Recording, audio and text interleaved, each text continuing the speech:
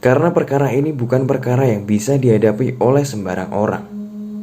Akeh korbane, akeh sing nuntut bales.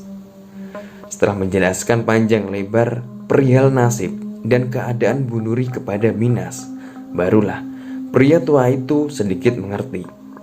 Beliau kemudian berpesan, kalau si Nun itu terlepas, apapun yang terjadi, lebih baik menjauhi mara bahaya, yaitu Bu Nuri pindah dari tempat ini. Malam harinya, Bu Nuri terbangun dari tidurnya dengan kondisi kepala yang sangat sakit. Ia kemudian melihat kedua anaknya sedang tidur. Dengan hati-hati, Bu Nuri melangkah turun lalu berjalan menuju ke kamar mandi. Waktu itu, rumah sudah dalam kondisi yang sepi.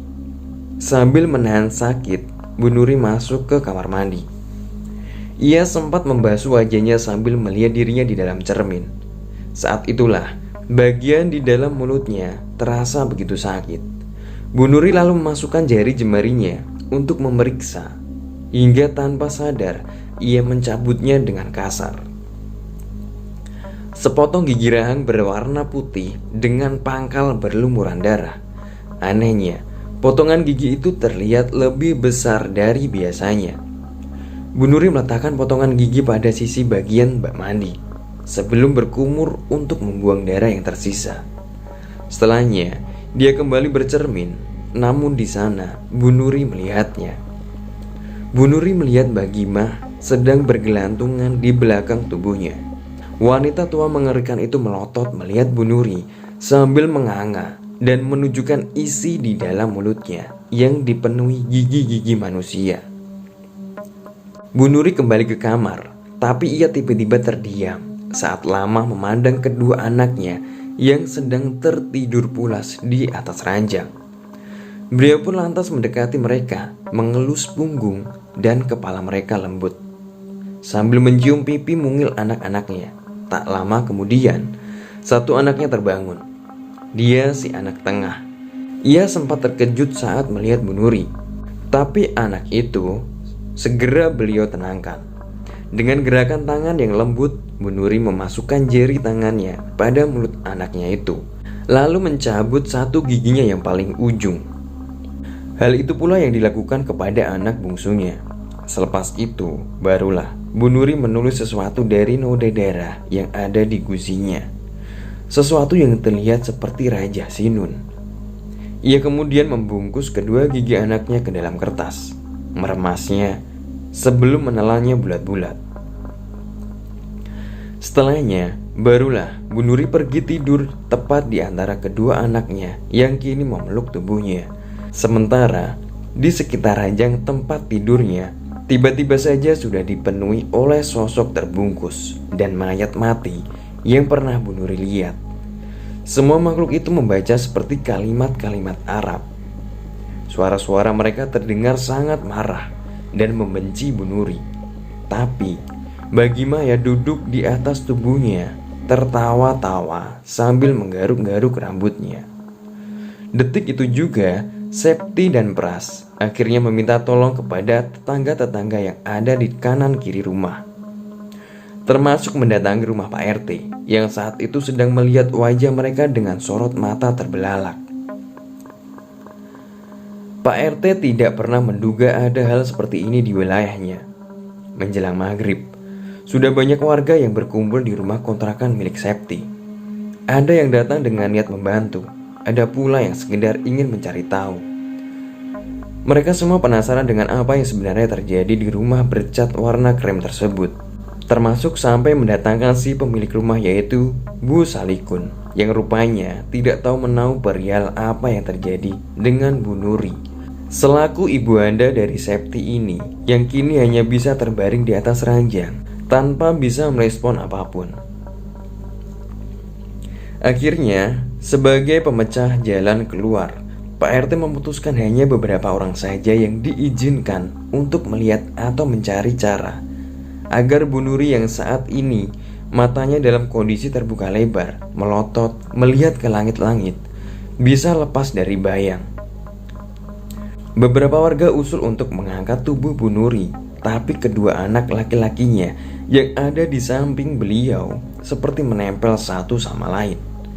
Hal ini tentu saja menyulitkan mereka semua. Bahkan, banyak warga yang merasa kalau perkara ini tidak bisa diselesaikan dengan otot. Para tetua desa juga mengaku kalau ini merupakan kali pertama mereka melihat tragedi yang seperti ini.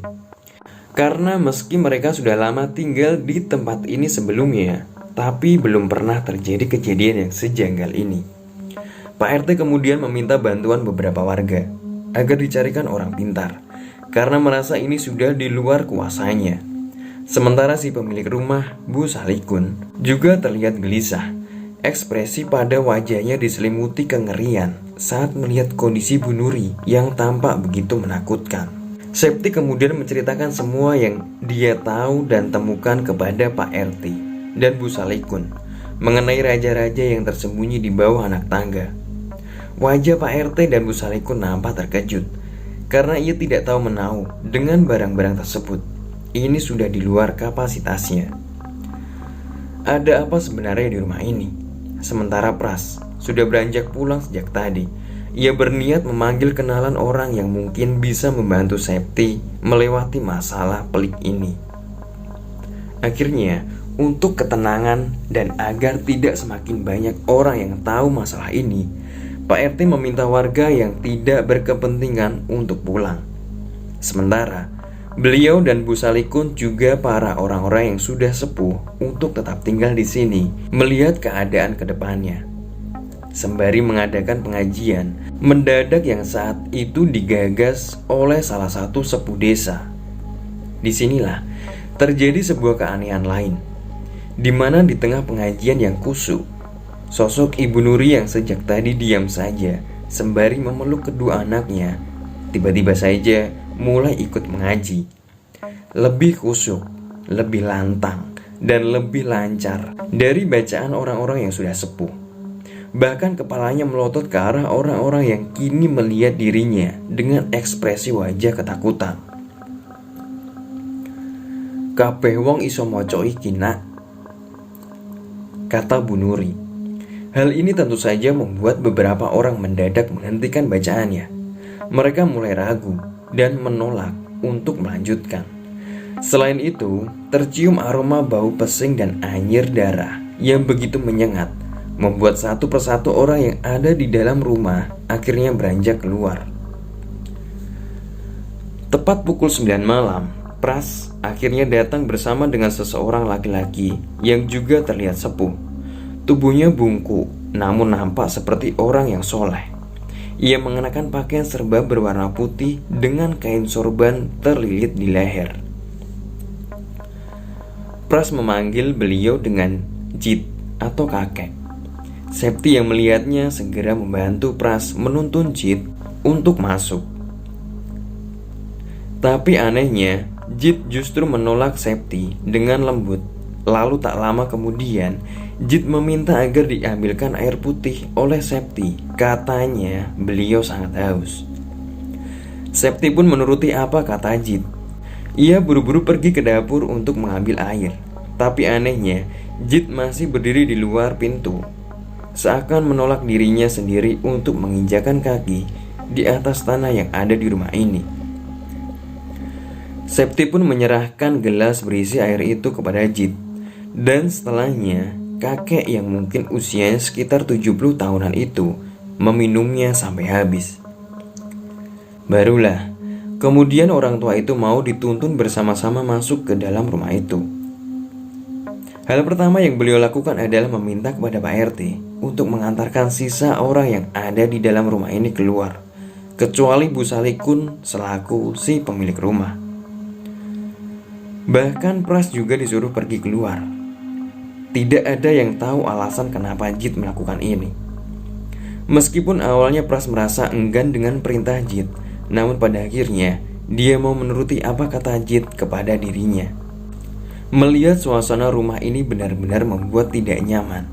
Siapapun yang ada di dalamnya sekaligus menjaga aib kalau terjadi sesuatu di luar dugaan mereka. Setelah itu, Jit baru berkata kepada Septi, "Duk, kowe ono kertas. Jupukno karo nek iso karo pulpen yo, Nduk. Septi yang tidak mengerti alasan Jit meminta itu segera melaksanakannya. Di sela-sela Septi mencari barang-barang yang diinginkan oleh Jit, orang tua yang terlihat seperti kakeknya itu kemudian memandang Bu Salikun dengan senyum yang tulus, sembari berkata kepadanya dengan nada suara yang lembut. Dunyane menungso iku ana loro. Donya iki karo donyane akhirat. Ojo jahat-jahat. Mergo atine menungso ngono kuwi rapuh. Yen nek wis lara bakal iso nglakoni apa wae. Meski tidak tahu apa maksud perkataan Jit kepada Bu Salikun, Septi terpaksa mendengarkan. Setelahnya, Septi menyerahkan benda-benda itu kepada beliau. Kemudian oleh Jit diberikan kepada Bu Salikun. Tulis nama orang-orang yang pernah menyewa rumah ini. Tulis semuanya yang juga pernah meninggal di rumah ini. Septi sama sekali tidak mengerti maksud Jit kepada Bu Salikun. Bu Salikun awalnya melihat Jit dengan tatapan ganjil. Mungkin ia sama bingungnya. Kenapa ia harus menulis setiap nama orang yang pernah meninggal di rumah ini? Bu Salikun pun akhirnya mengangguk. Beliau kemudian menyingkir dari hadapan Jit untuk mencoba mengingat-ingat siapa saja yang pernah menyewa rumah ini dan meninggal di dalam rumah ini. Sementara, Jit meminta Septi mengambilkan air di dalam baskom dengan kain yang bisa direndam. Dengan susah payah, Jit berjalan tertatih-tatih dengan badan yang sudah bungkuk mendekat masuk ke dalam kamar tempat Bu Nuri dan kedua adik Septi sedang berbaring. Septi pun berlari masuk sambil membawa baskom yang berisikan air juga dengan kain yang sudah direndam di dalamnya. Tapi alangkah terkejutnya Septi sewaktu beliau masuk, ia melihat ibunya. Bu Nuri sedang duduk dengan rambut berantakan, wajahnya melotot dan bagian gusi serta gigi-giginya berwarna kehitam-hitaman. Mrene Nduk, ora usah wedi. Ayo gawana adik-adikmu metu. Septi tentu saja terkejut. Kedua adiknya yang tadi coba diselamatkan oleh 6 orang dewasa bisa ditarik dengan mudah dan lembut oleh Jit, seperti tidak ada halangan sama sekali. Septi pun menurut. Ia segera meletakkan baskom di bawah kaki Jit yang sedang bertasbih. Sementara di samping ranjang, Bu Nuri terus-menerus melotot melihat ke arah Jit dan Septi berulang-ulang kali. Terdengar juga suara menggeram yang menakutkan yang berasal dari tenggorokan ibunya.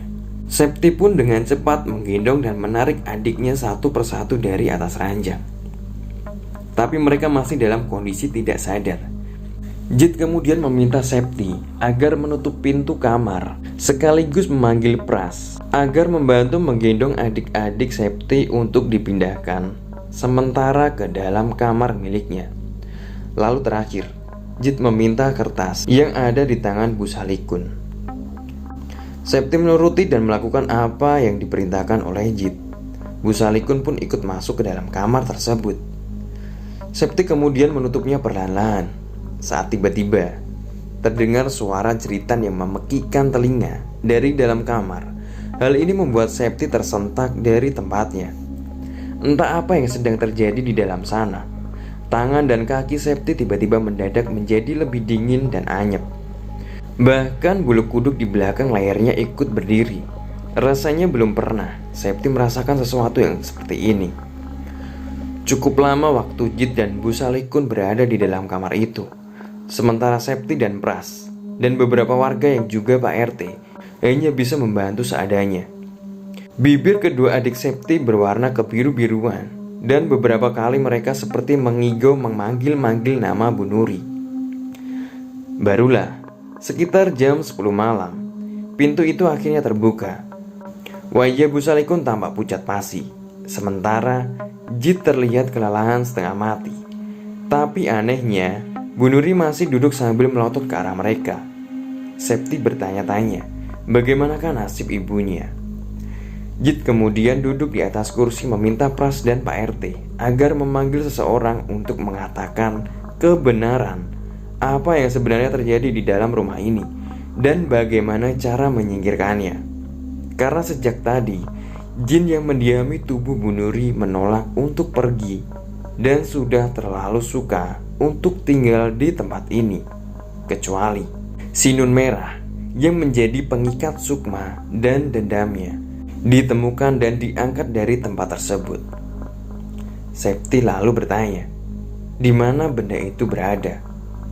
Jit lalu menoleh pada Bu Salikun. Ia nampak terengah-engah menjabarkan akar masalahnya. Tapi tetap saja, hanya sebagian dari mereka yang mengerti tentang apa yang disampaikan oleh Jit. Tidak ada yang tahu maksud dari Raja Merah dan maksud dari dendam ini. Jit kemudian menyederhanakan penjelasannya. Mereka harus cepat-cepat menemukan medium pengikatnya. Kalau sampai terlambat, Bu Salikun bisa saja tidak bisa ditolong lagi, seperti penghuni-penghuni sebelumnya. Septi yang mendengar itu tentu saja terkejut. Jit lalu melihat kertas yang tadi ditulis oleh Bu Salikun. Di sana, Jit menunjukkannya kepada Septi. Rupanya, sebelum mereka, ada sebuah keluarga yang sudah meninggal terlebih dahulu. Nama beliau adalah Mbak Gimah. Tapi sebelum Mbak Gimah, ada keluarga lain juga yang meninggal. Semua orang ini memiliki kesamaan. Tak hanya itu saja, pola dan kasusnya juga sama persis. Itu artinya ini bukanlah kebetulan semata, melainkan memang ada sesuatu yang sangat hitam hidup di dalam rumah ini. Kembali ke kasus kematian lain. Nama wanita itu adalah Mbak Sartik, seorang ibu dengan satu anak. Jit lalu bertanya kepada Bu Salikun, niki wes kabeh uwong sing tau mati neng omah iki? Bu Salikun mengangguk, diikuti jawaban kalau itu sudah semua, tapi hanya seingatnya saja. Namun, Jit seperti masih belum puas dengan jawaban Bu Salikun, sehingga beliau bertanya sekali lagi kepada Bu Salikun agar mengingat-ingat. Tapi ia merasa sudah menulis semuanya.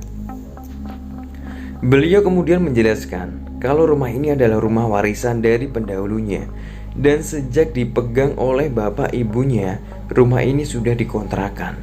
Bila ini berkaitan dengan hal itu, Bu Salikun meminta waktu, setidaknya 1 hari untuk mencari tahu masalah ini. Beliau harus memeriksa arsip tanda tangan perjanjian milik bapak ibunya yang dulu. Jit pun mengangguk. Beliau lalu berpesan kalau ada alasan kenapa sampai Jit melakukan ini, karena sekarang perkaranya sudah menjadi urusan hidup mati orang. Bu Salikun pun kemudian berpamitan pergi. Setali 3 uang, Jit juga akan pulang bersama dengan Pras. Maka Jit berpesan kepada Septi. Untuk sementara Bu Nuri sudah sedikit lebih tenang dari sebelumnya, tapi lebih baik Septi untuk tidak mendekatinya lebih dulu. Dan sejak tadi, Jit juga sudah mengatakan kepada beliau untuk sementara waktu tidak keluar dari dalam kamar. Dan beliau meminta agar Bu Nuri senantiasa terus-menerus berwirid kalau merasa ada yang mengganggu di dalam dirinya. Begitu pula dengan Septi untuk tidak berhenti mendoakan ibu. Esok hari, Jit akan datang lagi berkunjung ke rumah ini. Jadi malam itu, Jit berharap Septi dan kedua adiknya yang saat ini masih terlelap di dalam kamar untuk tidak sekali-kali membuka kamar Bu Nuri apapun yang terjadi. Kamar itu sudah dikunci rapat, jadi tidak ada alasan untuk membuka. Septi awalnya enggan menerimanya. Bagaimanapun, ia masih berharap ibunya baik-baik saja, karena apa yang sudah terjadi di dalam rumah ini benar-benar sudah merontokkan akal sehatnya. Ia tak mau kalau sampai terjadi sesuatu yang tidak menyenangkan kepada beliau. Tapi Jit kemudian meyakinkan Septi, selama pintu itu tidak dibuka sampai Jit kembali ke sini, tidak akan ada yang terjadi. Lagi pula, Jit memberi nasihat kepada Septi kalau tidak ada yang perlu ditakutkan dari makhluk yang dipenuhi oleh dusta seperti jin dan sebagainya. Malam pun semakin larut, sampai tidak ada lagi 1 orang pun yang ada di rumah ini kecuali Septi dan keluarganya. Kedua adiknya masih terlelap dan tubuh mereka sudah tidak sedingin tadi. Septi tidur di samping mereka sambil menatap ke arah pintu kamarnya. Septi tidak pernah menduga sebelumnya kalau semuanya akan menjadi seperti ini. Dan siapa juga yang mengira kalau di balik pintu kamarnya ada kamar tempat ibu dan makhluk itu sedang berada. Ia berharap malam ini Septi bisa melewatinya tanpa ada sesuatu yang buruk terjadi. Seperti fisiknya, mental Septi juga semakin melemah seiring waktu berjalan. Matanya kian tak tertahankan dan rasa kantuk nyaris sudah memenuhinya. Saat Septi akhirnya tertidur dalam lelap, Septi mulai terhanyut dalam mimpinya. Dan saat itulah ada yang mengetuk pintu kamarnya. Septi berdiri lalu berjalan menuju ke pintu. Ia kemudian berdiri di sana. Dan tak lama kemudian suara itu memanggil dirinya. "Duk, kowe percaya karo ibu toh? Ojo dilanjutno ya, Duk." Septi yang mendengarnya lalu berkata, "Nggih, Mbah, benjang kowe bakal minggat saka awak ibu." Dan setelahnya Septi pergi ke tempat tidur, tak lagi memperdulikan ketukan pada pintu kamarnya sepanjang malam itu. Pada pagi harinya, Septi terbangun dengan setengah sadar. Semalam ia bermimpi lagi, tapi mimpinya kali ini berbeda. Ia melihat sepotong tali dan kaki yang menggantung di atas langit-langit kamar ibu. Selain itu, ada jeritan dari suara yang tertahan di tenggorokan. Awalnya Septi berpikir itu Mbah Gimah, sosok wanita tua yang dirinya tahu dari lembaran foto dan cerita orang-orang yang pernah mengenalnya. Bahkan Septi tahu seluruh anggota keluarganya, yang mana membuatnya sedikit terkejut. Tapi sepertinya Septi salah. Sosok itu mungkin sosok lain. Ia membuka mata dan melihat kedua adiknya tiba-tiba berdiri di depan pintu kamar ibunya. Tak lama kemudian, setelah mereka melihat Septi, bersama-sama mereka berkata kepada Septi, "Mbak, tolong ibu kekorong nang dhuwur kuburan. Mbak, tolongon ibu." Begitu kata mereka berulang-ulang kali. Septi sebenarnya tidak mengerti, tapi kenapa dua adiknya bisa mengatakan sesuatu secara bersamaan seperti itu. Tak lama kemudian terdengar suara pintu rumah Septi diketuk. Septi pun datang untuk melihat siapa tamu yang datang berkunjung. Rupanya tamu yang datang berkunjung ke Septi adalah Nyai Siti. Hal ini tentu saja mengundang tanya apa yang wanita ini inginkan di rumahnya. Nyai Siti lalu menjelaskan maksud kedatangannya. Rupanya beliau sudah mendengar apa yang terjadi dengan Bu Nuri dari kabar burung yang sampai di telinganya. Septi hanya diam saja sewaktu wanita itu menjelaskannya. Di tengah-tengah percakapan mereka, Septi kemudian memotong pembicaraan dengan berkata, apakah benar kalau Nyai Siti adalah anak dari Mbah Gimah? Mendengar itu Nyai Siti awalnya nampak terkejut, sampai akhirnya dia menjelaskan siapa dirinya yang sebenarnya kepada Septi. Nyai Siti pun meminta izin kepada Septi untuk menjelaskan semuanya dari awal. Rupanya, keluarga Nyai Siti adalah keluarga yang sebelumnya tinggal di rumah ini sebelum keluarga Septi datang. Tapi, ada sesuatu yang tidak banyak orang tahu. Perihal apa yang keluarga Nyai Siti lakukan. Sewaktu mereka masih tinggal di rumah ini, beliau menjadikan Mbah Gimah sebagai pembuat raja untuk mereka-mereka yang datang dan membutuhkan bantuannya. Semua pekerjaan ini ditukar dengan sejumlah mahar dalam bentuk uang dan harta berharga seperti emas dan sejenisnya. Septi pun terkejut ketika mendengarnya. Bagaimana bisa Nyai Siti melakukan hal yang seperti itu? Tapi Nyai Siti belum selesai menceritakan semuanya. Awalnya keluarga Nyai Siti sama seperti keluarga Septi yang tinggal di rumah ini, layaknya seperti keluarga biasa pada umumnya. Tapi lambat laun mulai ada kejadian yang aneh di rumah ini. Hanya saja Nyai Siti dan keluarga yang lain tidak terlalu memperdulikan hal itu. Hal-hal aneh itu seperti sering mendengar suara tertawa dan langkah kaki anak kecil. Kemudian suara-suara orang yang sedang mengaji. Tapi dari semua keanehan-keanehan itu, ada sesuatu yang terjadi dengan ibunya, yaitu Mbak Gimah.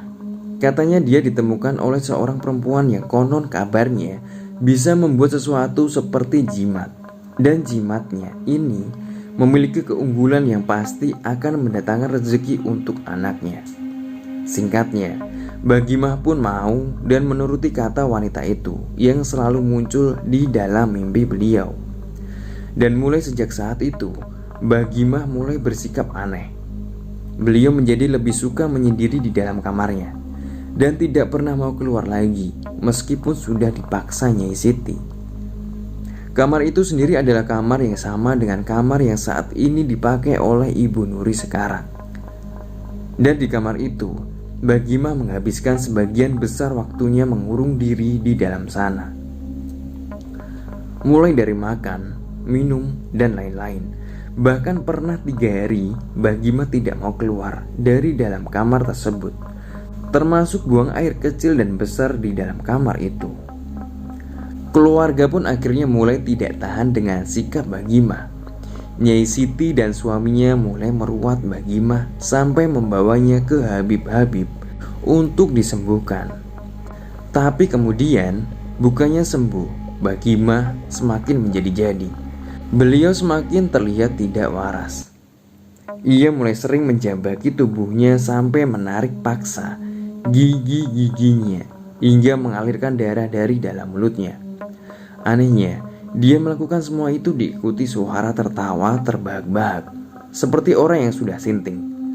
Bahkan pernah suatu malam, Mbak Gimah mengetuk pintu kamar Nyai Siti lalu melotot ke arahnya. Wanita itu kemudian berbisik kalau rumah tangga Nyai Siti akan hancur sebentar lagi. Dan hal itu dilakukan karena ada yang tidak suka dengan keluarga mereka. Saat Nyai Siti bertanya siapa yang tidak suka dengan rumah tangganya, Mbak Gimah kemudian menyeringai dan menunjuk dirinya sendiri sambil berjalan kembali ke kamarnya sembari tertawa histeris. Nyai Siti pun ketakutan dengan sikap ganjil ibunya itu. Benar saja, hubungan suami istri Nyai Siti dan suaminya semakin bertambah runyam. Singkatnya, suaminya akhirnya menggugat cerai dan membawa kabur semua anak-anaknya. Nyai Siti mulai kebingungan. Ia pun mulai menjadi gila perlahan-lahan. Karena tanpa suami dan anak-anaknya, apa yang bisa dia lakukan untuk tetap bertahan hidup? Saat itulah Mbak Gimah kemudian datang. Beliau kemudian menunjukkan selembar kertas berisi raja. Mbak Gimah kemudian berkata kepada Nyai Siti untuk memberikan kertas ini ke penjual yang ada di perempatan jalan. Nyai Siti yang waktu itu masih belum tahu apa guna benda itu menuruti kata-kata ibunya ini. Dan semenjak saat itu, banyak orang-orang baru yang minta dibuatkan raja. Ada yang minta agar dagangannya laris, untuk merebut suami orang, untuk kekayaan, atau menyingkirkan pesaing.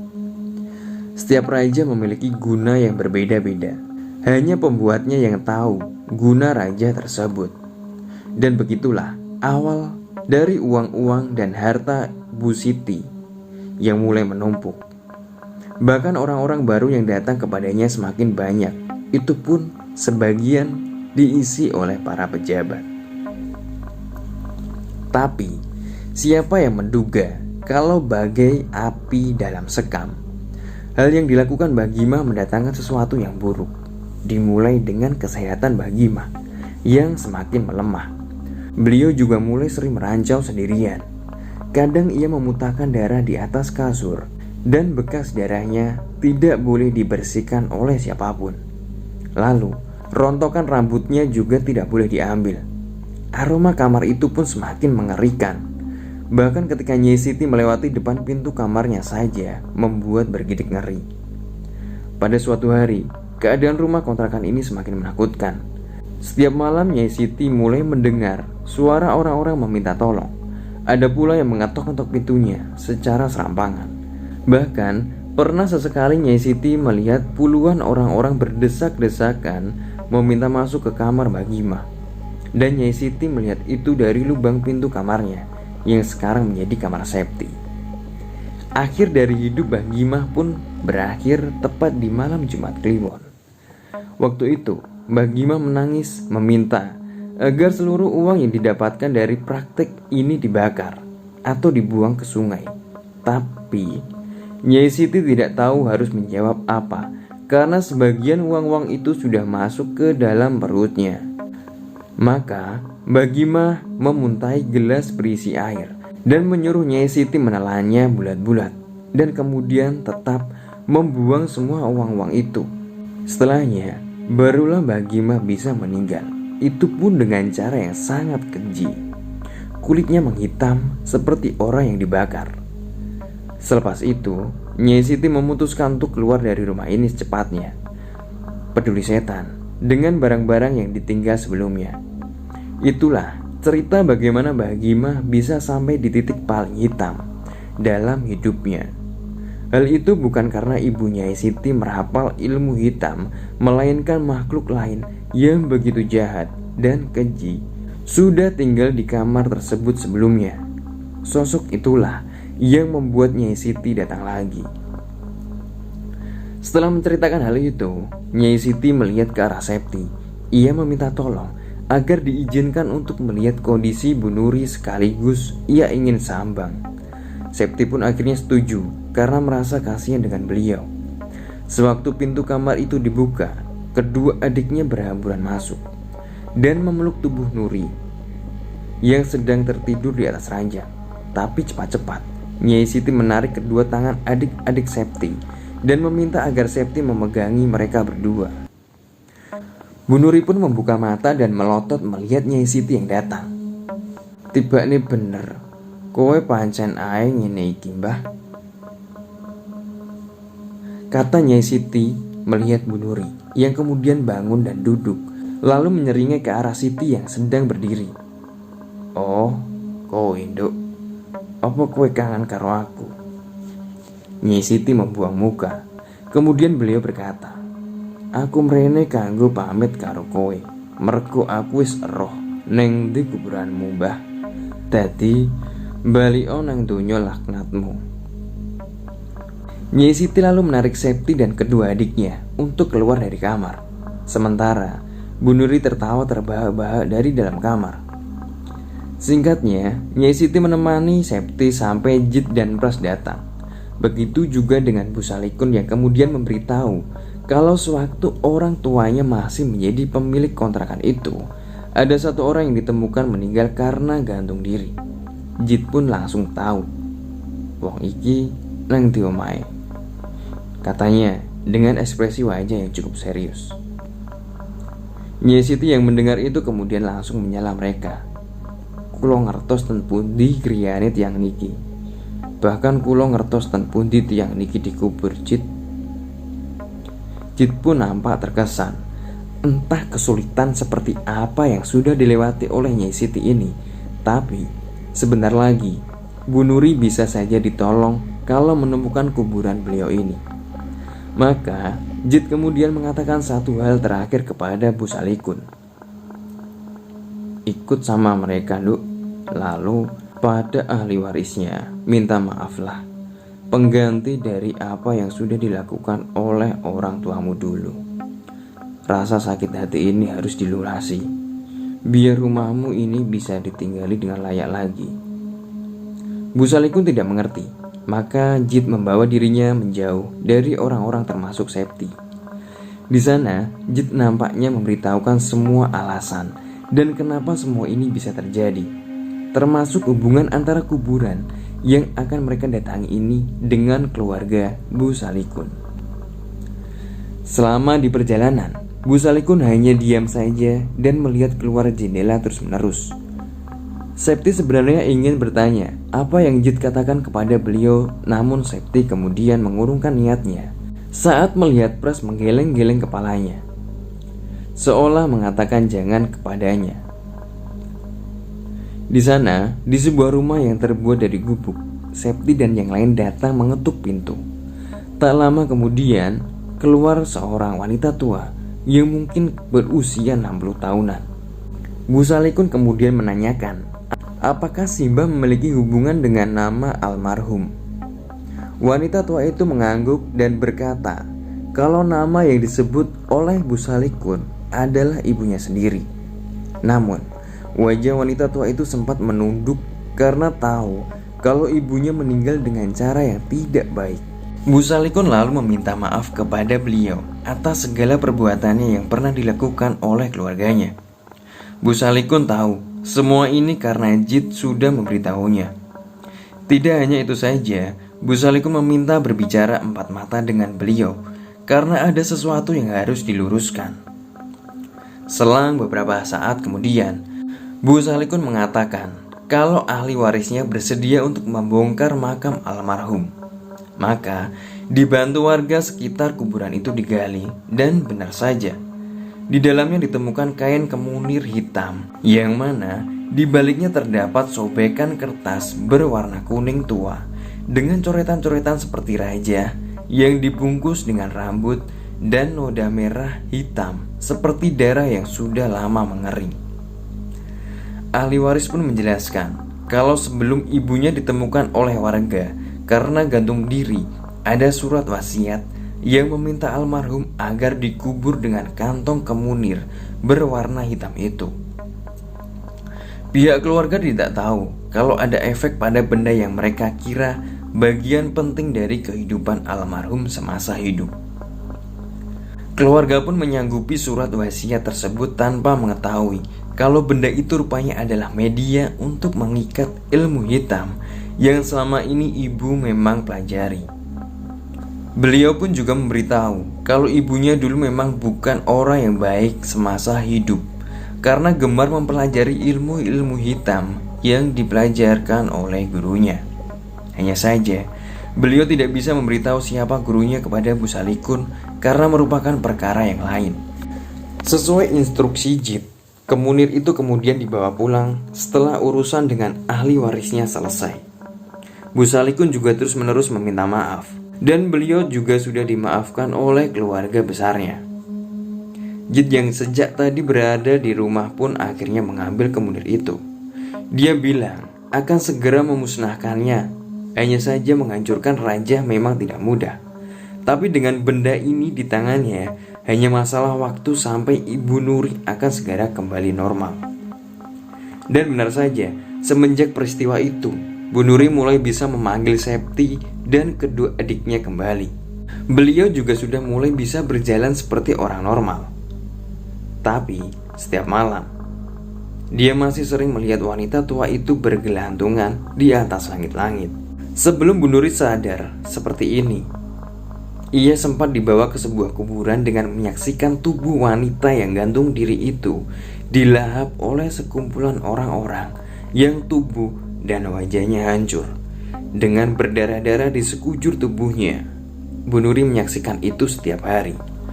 Untungnya, semua peristiwa mengerikan itu sudah berhasil dilalui Septi dan keluarganya. Kini semenjak kejadian itu, kamar itu akhirnya dikosongkan. Mereka memilih untuk tidur di dalam kamar Septi yang memang ukurannya cukup luas. Sampai tenggat waktu sewa kontrakannya habis. Setelah tenggat waktu kontrakannya habis, Septi pun berpamitan kepada Busalikun. Beliau pun sendiri memohon maaf atas apa yang terjadi dengan keluarganya. Beliau juga meminta Septi untuk tidak menceritakan perihal masalah yang sudah terjadi, soal apa yang ada di dalam kamar itu. Busalikun juga sudah diberitahukan oleh Jit kalau makhluk yang ada di sana tidak akan sampai mencelakai. Mungkin hanya sekedar menampakkan diri sesekali, tapi keseluruhan rumah kontrakan milik Busalikun sudah terlihat seperti rumah biasa pada umumnya.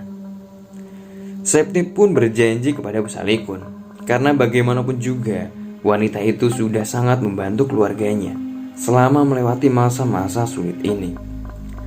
Sejak saat itu, Septi tidak pernah lagi tahu tentang keadaan rumah kontrakan ini, karena Septi sudah memiliki tempat tinggal yang baru, yang jauh dengan hal-hal seperti itu. Selesai sudah cerita dari Raja Sinun. Seperti yang sudah saya katakan, dimanapun kita berada, kita tidak pernah benar-benar sendirian. Tapi itu bukan alasan kita harus takut dengan mereka, Sekali lagi, manusia derajatnya lebih tinggi dari bangsa seperti mereka. Sekian cerita dari Simple Man. Wassalamualaikum warahmatullahi wabarakatuh.